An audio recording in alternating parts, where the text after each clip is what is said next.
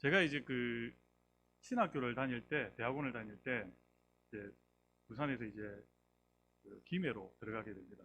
김해로 들어가는데, 만득 터널을 넘어서 이제 온 김에 톨게이트를 지나게 되면 김해 시내로 들어옵니다. 김해 시내로 들어오게 되면 이 차선이 12차선이에요. 그 12차선에 가는 길 왼쪽에 아파트 단지가 좀 늘어서 있고 오른쪽에는 경전철이 지나갑니다. 그 넓은 도로에 육교가 항상 이렇게 자주 이렇게 가는 길에 있습니다. 한 5월, 6월 달이 되었을 것입니다. 저희들은 이제 카풀을 하게 돼요. 해운대에서 한 동기가 차를 끌게 되면 오는 길에 이제 동기들을 차를 태우게 되죠. 카풀을 해서 새벽같이 이제 타고 학교에 8시 반까지 가야 됩니다. 아침 일찍 가게 되면 출근길이잖아요. 그죠? 그러면 그 더운 아침에 여자들이 이제 옷을 짧게 입고 다니잖아요. 그러면 그 육교를 지나가면 저도 모르게 눈이 올라가죠. 그러니까 옆에 있는 동기 동생이 이렇게 합니다. 형님 지금 뭐 합니까? 뭘 보고 있습니까? 그렇게 욕해요. 그 안목의 정력으로 시험 들면 되겠습니까? 라고 이야기합니다. 그래서 저는 핑계 없는 무덤이 없다고 저는 이렇게 얘기하죠. 어젯밤에 꿈을 꿨는데 에덴 동산에서 내가 선악과를 따먹어서 그런가 보다 라고 우스갯소리로 이야기한 적이 있습니다. 제가 왜 이런 얘기를 하냐면 오늘 제목이 말씀의 제목이 은같이 연단 금같이 시험 말씀입니다. 그러니까 우리는 이 지금 스가랴 강해를 하고 있죠. 사실은 이 주제를 말씀을 제목을 정하기가 쉽지가 않습니다. 이 강해라는 것은 요절 말씀마다 풀어서 가기 때문에 이 제목을 정하기가 쉽지가 않습니다. 이 주제에 벗어난 이야기가 할 때도 있고요. 또 이 말씀의 제목처럼 주제에 맞게 또 설교가 될 때도 있습니다. 요절마다 주제가 조금 벗어나는 이야기가 많기 때문에 여러분들이 크게 보고 이것을 이해해야 합니다. 그렇게 들으시고 말씀을 나누도록 하겠습니다. 자, 스가랴 13장 1절에 보면 그날에 죄와 더러움을 씻는 셈이 다윗의 족속과 예루살렘 주민을 위하여 열린다라고 말씀합니다. 자, 지난주에 제가 수요일날 우리가 12장의 말씀을 나누었죠. 자, 죄와 더러움을 씻는 셈이라고 합니다. 자, 여기서 셈은 어떤 장소, 공간의 의미를 이야기하는 것이 아닙니다. 우리 눈 속에 있는 셈, 즉 애통하는 눈물을 의미합니다. 이 사람의 눈물은 감정의 배출구라고 하죠. 그래서 이 감정의 배출구로서 큰 역할을 담당하게 됩니다. 1997년 우리가 잘 알죠. 한 사건이 있었습니다. 영국의 전 왕세자비 이 다이애나가 교통사고로 사망한 사건이 있었죠. 이 영국 전역은 이 다이애나 죽음에 큰 슬픔에 빠져들었고 많은 영국인들이 눈물을 흘렸다는 것이죠. 그런데 이 사건 이후에 영국에서는 우울증으로 치료받는 사람이나 정신적으로 고통을 호소하는 사람들의 비율이 눈에 크게 띄게 줄어들었다고 이야기하기도 했습니다. 혹자들은 이를 다이애나 효과라고 불렀다는 것이죠. 이는 그녀의 죽음에 슬퍼하면서 눈물을 흘리는 행동 그 자체가 일종의 감정의 해방구 역할을 했고 또 정신적인 치유제 역할을 했기 때문에 다이애나 효과라고 이야기하기도 했습니다.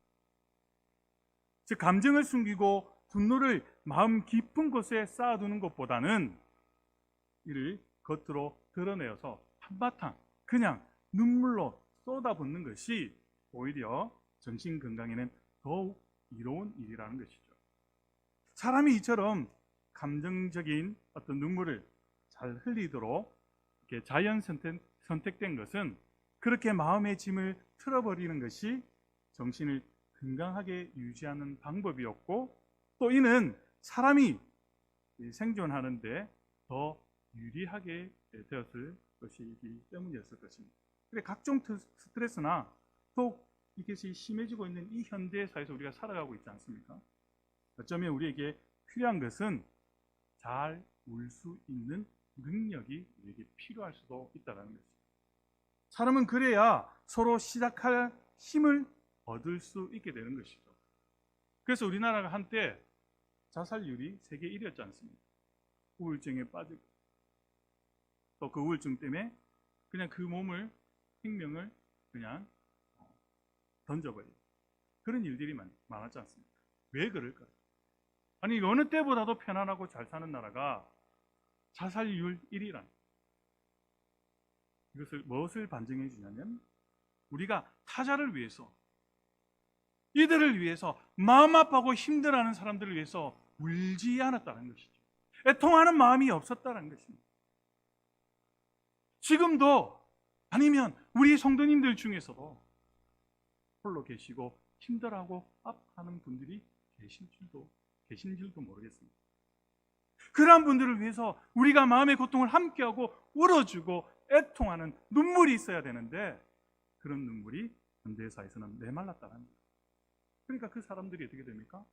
외로워하고 힘들어하고 우울증이 들고 극기 하는 목숨을 세상 가운데 던져버립니다.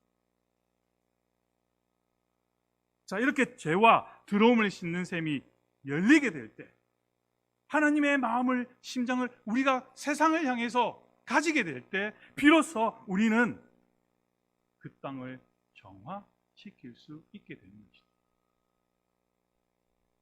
자, 스가랴 13장 2절에 이렇게 말씀합니다. 만군의 여호와가 말하노라. 그날에 내가 우상의 이름을 이 땅에서 끊어서 기억도 되지 못하게 할 것이며 거짓 선지자와 더러운 귀신을 이 땅에서 떠나게 할 것이다.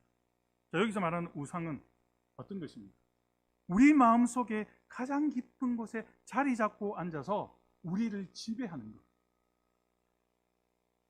그분이 하나님이셔야 하는데 하나님이 앉을 자리에 다른 것들이 꿰차고 있는 것.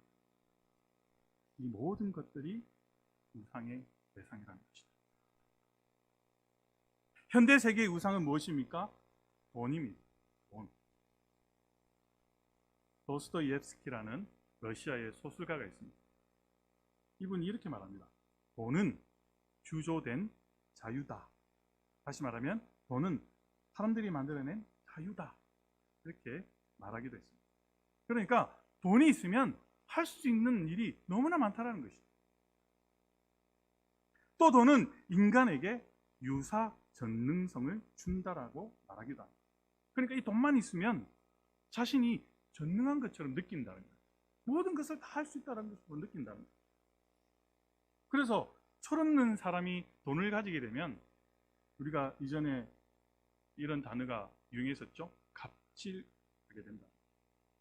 그래서 이 갑질을 한국 영어로 그냥 표기해서, 이 갑질이라는 영어가 없어요, 단어가. 그냥 한국말로 영어로 표기해서 갑질. 또 요즘 유행하는 거 뭡니까? 아이들이 좋아하는 거, 먹방. 이런 한국어로 된 단어가 생기게 돼요. 자, 어쨌든 우상이라고 하는 것은 인간의 마음을 사로잡고 그 삶을 뒤흔든다는 것이죠. 하나님은 우리의 주인이시지만 하나님께서 우리에게 주시는 것은 뭡니까? 자유라는 것입니다. 자유.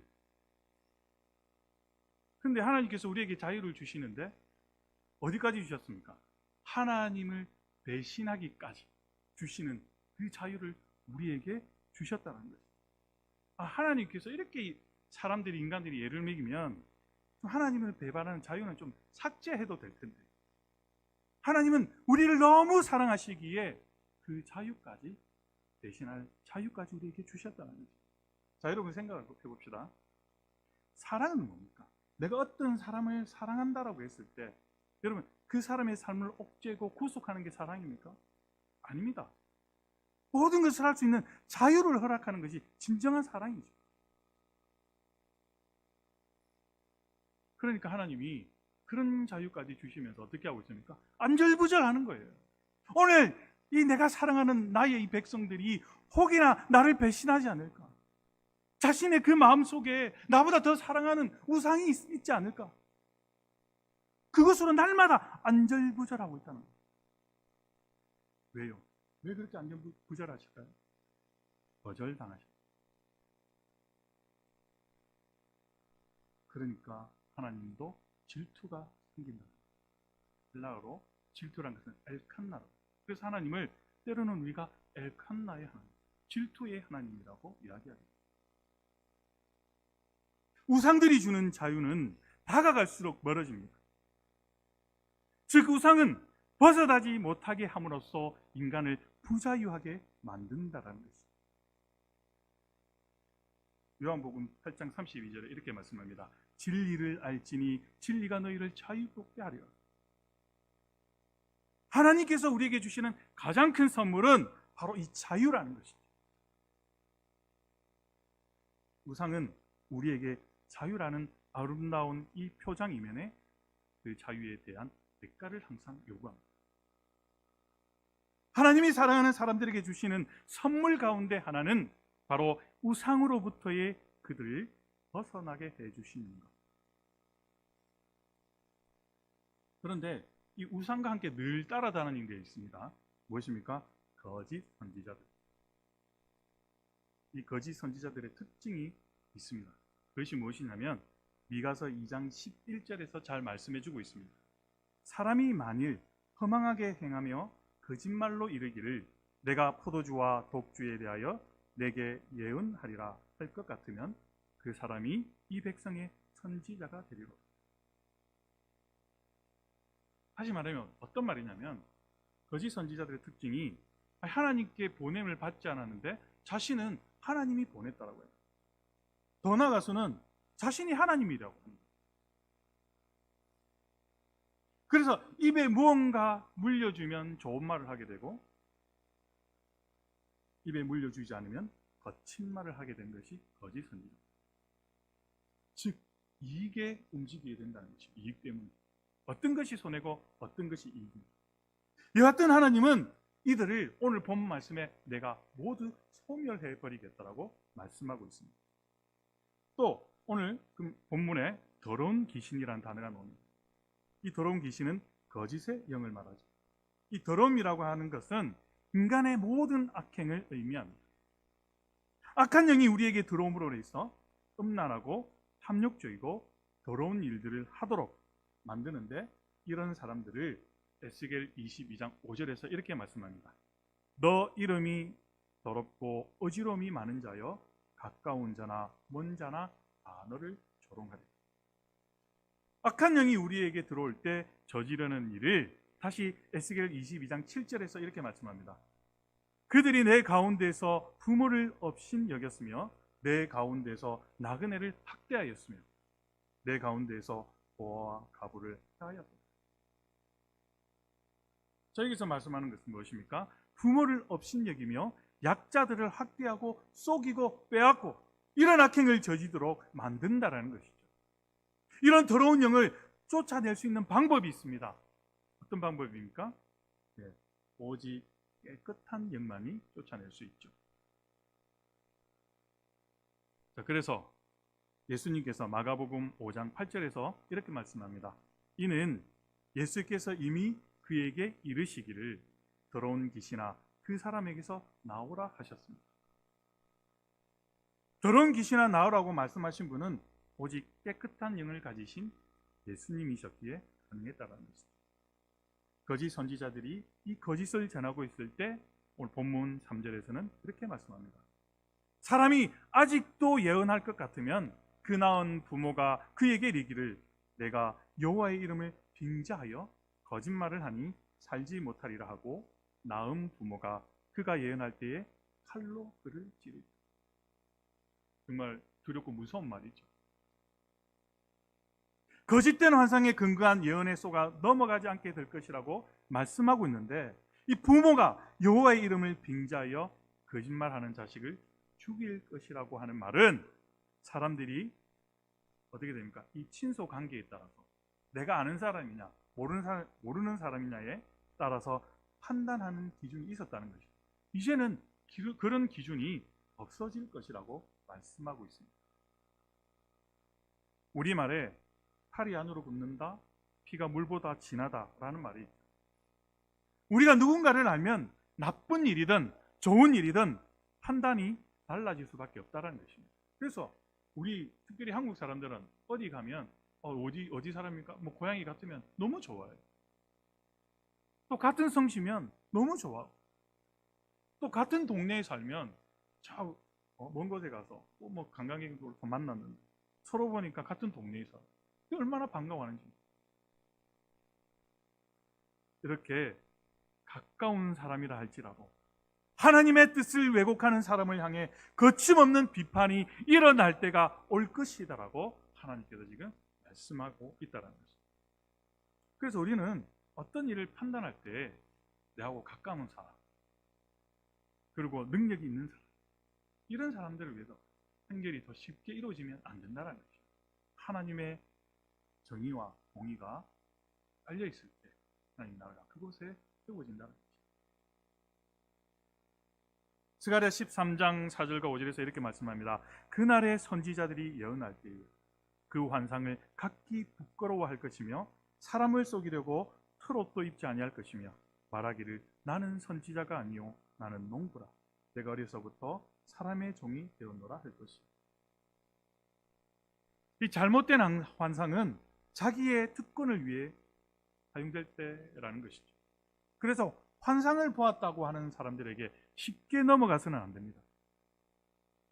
그래서 우리가 어떨 때 보면 뭐 누가 기도를 잘하더라, 환상을 보았다더라. 그래서 그분에게 자신의 미래도 맡겨요. 자녀의 어떤 일 때문에 우리 자녀가 이렇게 있는데 어려움을 겪고 있다. 기도해 주세요. 어떤 일이 벌어질까요? 그렇게 부탁하는 사람이 있어요.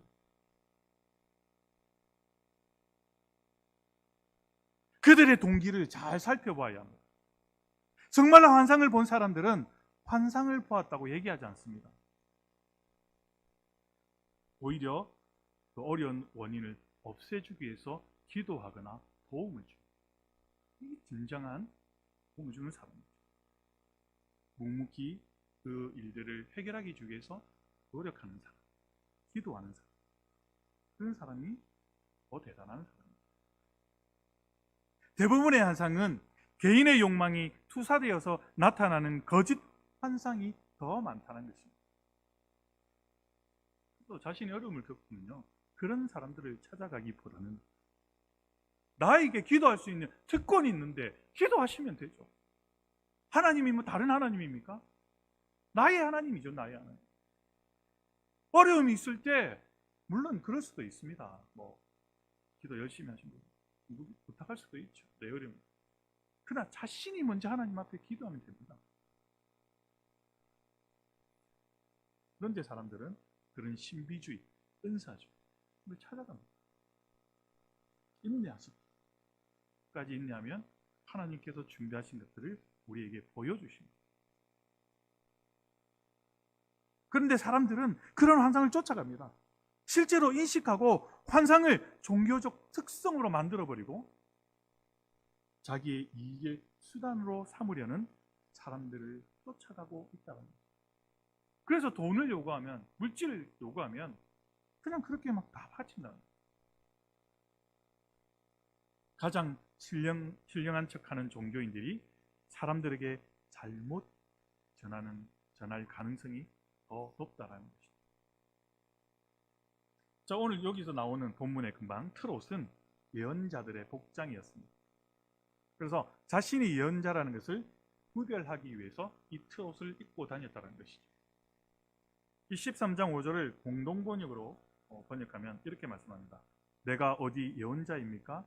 농사나 지어 먹는 사람입니다. 젊어서부터 미천이라고는 땅밖에 없습니다. 라고 변명하게 될 것이라는 것이죠. 하나님의 뜻을 알지 못한 채 이 선지자 노릇을 했던 그런 사람들이 부끄러워할 날이 올 것이다 라고 말씀해 주고 있다는 거죠. 자, 13장 6절에 보면 어떤 사람이 그에게 묻기를 내 두 팔 사이에 있는 상처는 어찌 됨이냐 하면 대답하기를 이는 나의 친구의 집에서 받은 상처라 하리라. 이 두 팔 사이에 있는 상처가 무엇입니까? 네, 가슴에 난 상처죠. 왜 가슴에 이 상처가 있을까요? 지난주에 제가 말씀드렸듯이 이 풍요의 신, 다산의 신, 곡물의 신이 이제 이 추수가 끝나게 되면 이 들판은 허우벌판인데 아무것도 없어요. 그래서 이 고대 사람들은 신이 죽었다라고 여기면서 애통했습니다. 그런데 애통하는데 그냥 온 것이 아니고 어떻게 울었다고요? 가슴을 치면서 울었다. 가슴을 치면서.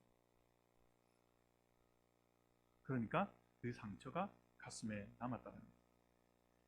자신들의 신들이 이런 모습을 보고 기특하게 여긴다라고 생각했던 것이죠.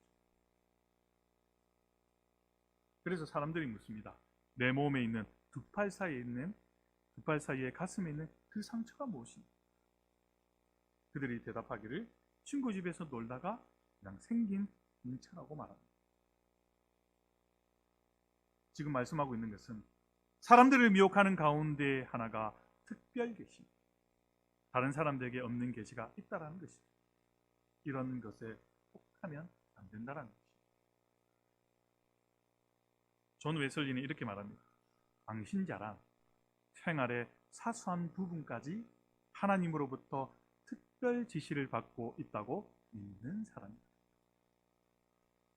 그냥 별거 아니에요. 그냥 사소한 일인데 이것을 특별하게 만들어요. 왜요? 자신의 이익을 챙기기 위해.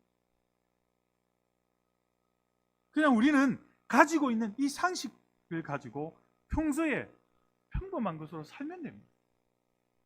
그것을 특별하게 만들어주시는 분이 누굽니까? 하나님이시라는 것이죠. 리처드 범브란트라는 사람이 있습니다.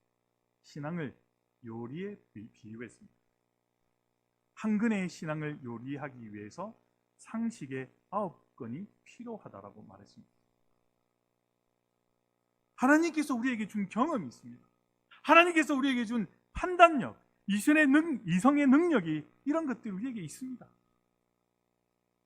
무작정 하나님의 어떤 특별 계시만을 받기를 기다리는 것은 하나님께서 주신 이 평범한 이 선물들을 소홀히 하는 것입니다.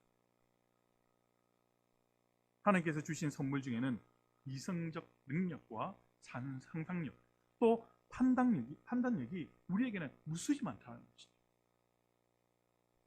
그래서 우리가 이단들을 보게 되면 자녀들이 아파요. 그러니까 막 집에 병원도 가지 않고 가다 놓고 기도해요.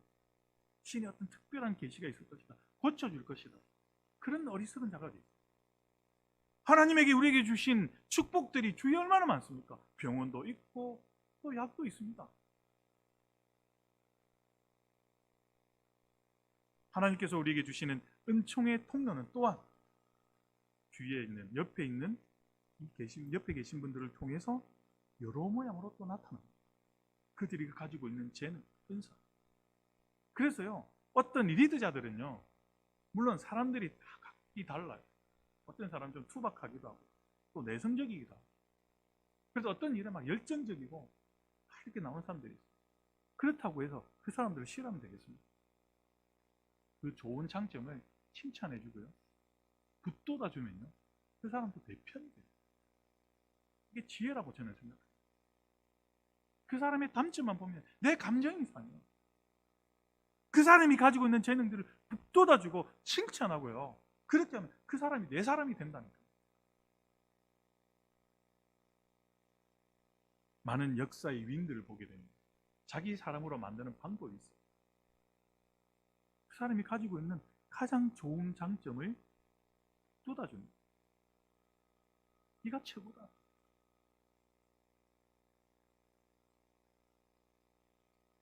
하나님께서 우리에게 주신 은총의 통로는 바로 여러분들의 옆에 계신 분들을 통해서 역사하십니다.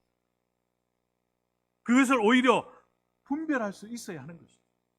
그리고 우리가 기도 생활하거나 영적으로 뜨겁다 보면 갑작스런 충동이나 느낌이 확 하고 들어올 때가 있습니다.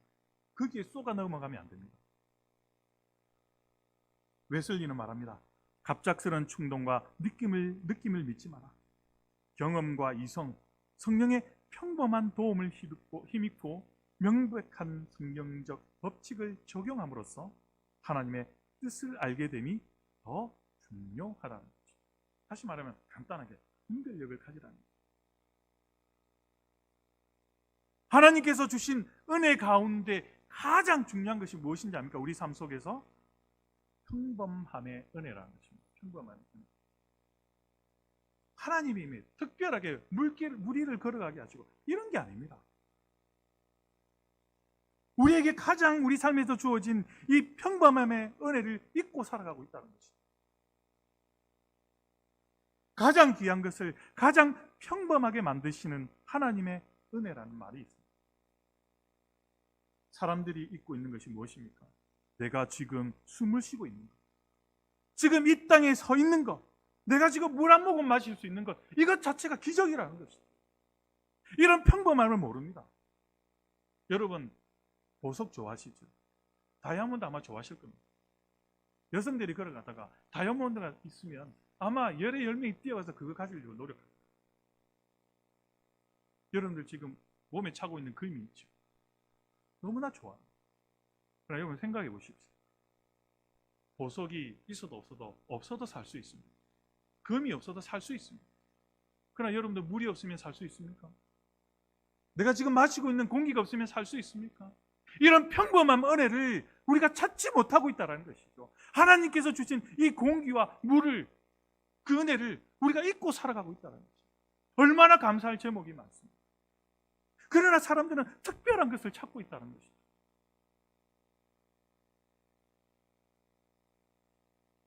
나는 평범한, 사람들 세상에서 재능 많은 사람들이 많아요. 그러나 하나님의 손에 붙들림 바 된다면 나는 특별한 사람이 될 수 있어요. 왜 이런 평범함의 은혜를 잊고 사는지 모르겠습니다. 우리가 은혜를 충만하게 받을 때 어떻습니까? 길을 가다가도 장미꽃 한 송이 보면 하나님의 은혜를 느낍니다. 하나님의 말씀을 보다가도 하나님의 사랑을 느낄 때 우리는 어떠합니까? 지금 내가 예배 자리에 앉아있는 이 자체가 은혜라는 거죠. 삶의 평범한 것들을 하나님의 숨결로 분별할 수 있는 능력을 내가 가졌는가? 그걸 생각해보라. 저는요, 새벽에 우리 장로님과 권사님 한 분, 이름을 거론하지 않아서 새벽기도 나오신 분 다 아실 겁니다.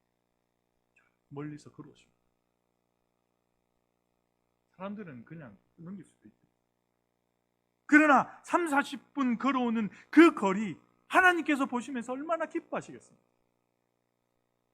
그냥 이 예배에 나서 기도하는 것도 아름다운 일이죠. 그 과정이 더 아름답다는 거예요. 왜 우리는 이 평범함의 은혜를 잊고 살고 있습니다. 우리는 오늘부터 특별한 은총과 계시를 구하는 사람들이 아니라 내 삶이 하나님의 신비로 가득 차 있구나. 내 주변에 있는 것들이 얼마나 감사한가.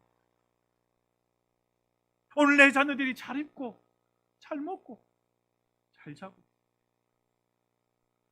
이거 자체가 하나님의 은혜가 아니겠습니까? 하나님의 신비를 발견할 때 나는 빈곤하지 않고 나는 풍족하다고 고백할 수 있는 것입니다. 내가 11평에 살아, 내가 차가 없어도 하나님께서 나에게 먹을 것을 주시고 일용할 양식을 주시고 오늘 살아갈 수 있게 하는 이 하나님의 은혜, 왜 그렇게 노래할 수 있습니까? 평범함에서 하나님의 은혜를 찾기 때문에. 물질이 중요하겠습니다. 넓은 아파트가 중요하겠습니다. 하나님께서 오늘 나와 함께 하시는 그 평범함의 은혜 속에서 하나님 찾고 얻는. 스가랴 13장 7절에서 이렇게 말씀합니다. 만군의 여호와가 말하노라, 칼에 깨어서 내 목자 내 짝된 자를 치라. 목자를 치면 양이 흩어지려니와 작은 자들 위에는 내가 내 손을 들이우리. 내 목자 내 짝된 자라고 말씀하죠. 그들이 겪는 시련을 말씀하고 있습니다.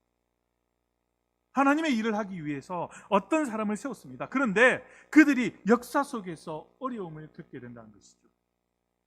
그들이 나쁜 목자일 수도 있겠지만 하나님의 목자로 부름을 받은 사람들의 보편적인 운명은 무엇입니까? 원한입니다. 그렇다고 여러분들이 목사님 무조건 고난을 받는다 이런 게 아닙니다. 현적으로 받는 것이 고난. 이 고난은 무엇입니까? 그냥 정해진 고난이기보다는 교회를 위해, 성도를 위해서 내가 손해보는 것입니다. 다 내려놓는 것입니다. 그럼 거기서 끝납니까? 하나님께서 채워주시죠. 이것이 진정한 목자라는 거죠. 중요한 것입니다. 택함을 받은 종은 치게 될 때 놀라운 일이 일어납니다. 마태복음 26장 31절에 이렇게 말씀합니다. 그때 예수께서 제자들에게 이르시되 오늘 밤에 너희가 다 나를 버리리라. 기록된 바 내가 목자를 치리니 양의 떼가 흩어지리라 하였느니라. 모두가 흩어지는데 소멸의 의미가 아닙니다. 다 없애버리겠다 이런 의미가 아닙니다. 고통과 시련을 거침으로 정화를 위한 것입니다. 하나님은요, 새롭게 출발할 때는 항상 정화하십니다. 깨끗하게 하십니다. 거룩하게 하십니다. 그래서 거기서 오는 고통과 고난이 있습니다. 어찌 보면요, 우리에게 어려움이 오고 고난이 올 때는요, 하나님의 놀라운 계획하심이 그 뒤에 있다는 거죠. 은혜가 있는 곳에 악도 있습니다. 분명합니다. 목자들이 겪고 있는 고난이라는 것이 대리로서의 고통이 많고, 이 마태복음은 스가랴서가 얘기하고 있는 바로 예수 그리스도를 하나님이 고통 가운데 버려두신 것으로 해석하고 있다는 거죠. 이 세상에서 이해할 수 없는 고통이 얼마나 많습니까? 이런 고통을 통해서 하나님은 하나님의 구원의 역사를 이루어 가신다는 것입니다. 스가랴 13장 마지막으로 8절과 9절에서 여호와가 말하노라 이 온 땅에서 3분의 2는 멸망하고 3분의 1은 거기 남으니 내가 그 3분의 1을 불 가운데에 던져 은같이 연단하며 금같이 시험할 것이라. 그들이 내 이름을 부르리니 내가 그들을 들을 것이며 나는 말하기를 이는 내 백성이라 할 것이요 그들은 말하기를 여호와는 내 하나님이라. 고난과 고통 가운데 은처럼 연단받고 금처럼 시험을 이후에 그들이 하나님을 고백한다는 말씀. 미국에서 물고기를 산채로 이제 넓은 그 중국 땅 대륙을 횡단해서 수송하는데 재미있는 이야기가 있습니다. 그 큰 물탱크에 물고기를 가득 넣고는 이제 넓은 땅을 수송하게 되는데 워낙 땅이 넓으니까 어떻게 되겠습니까? 이 수의 날이 많이 걸리도록 운송을 해야 하는 것이죠. 그러다 보니까 도착할 때쯤이면 많은 물고기가 떼죽음 당합니다.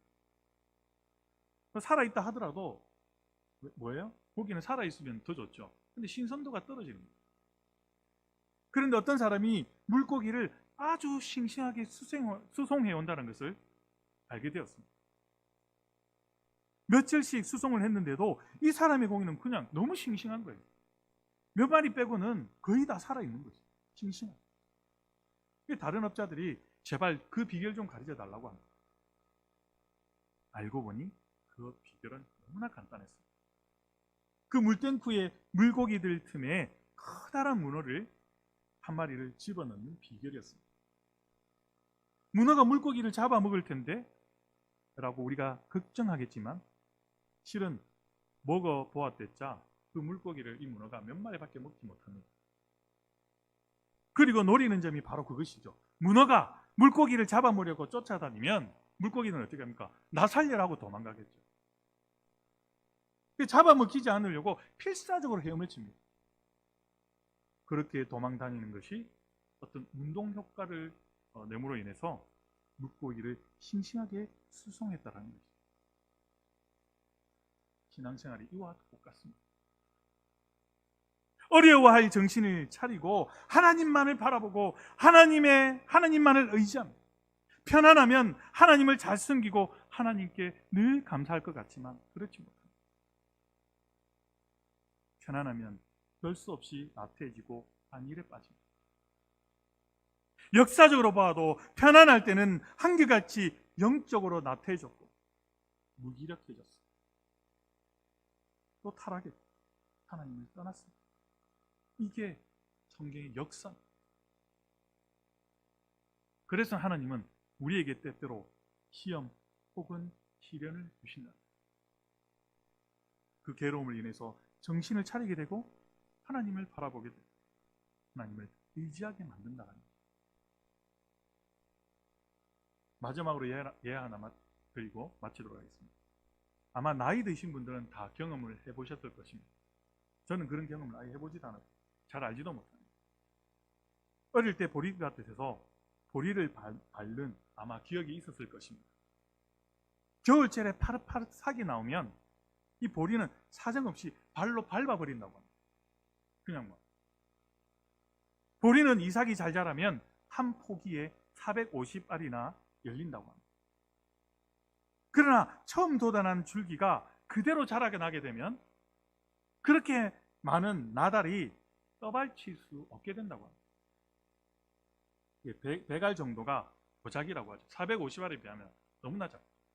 그래서 농부는 보리가 싹을 내면 발로 그냥 무작정 밟아버린다고 합니다. 그러니 올라오던 싹이 어떻게 됩니까? 꺾어지겠죠. 그 꺾어진 싹이 죽는 것이 아니고 다시 일어나게 되는데, 이렇게 새로 일어날 때에 처음과는 비교가 안 될 정도로 강하고 강한 줄기가 된다고. 발의 밟힘으로써 더 많은 이삭을 맺을 수 있는 강한 줄기로 자라난다는 이 진리랍니다. 하나님의 자녀들이 그라. 시련과 고난의 훈련을 통하여서 더 강한 사람, 열매 맺는 사람으로 성숙해져 간다. 이런 점에서 시련은 하나님께서 나와 여러분들의 자녀를 더 큰 역사로 이룰 수 있는 사람으로 만드시는 하나님의 은혜의 손길이랍니다. 본문은 이렇게 말씀합니다.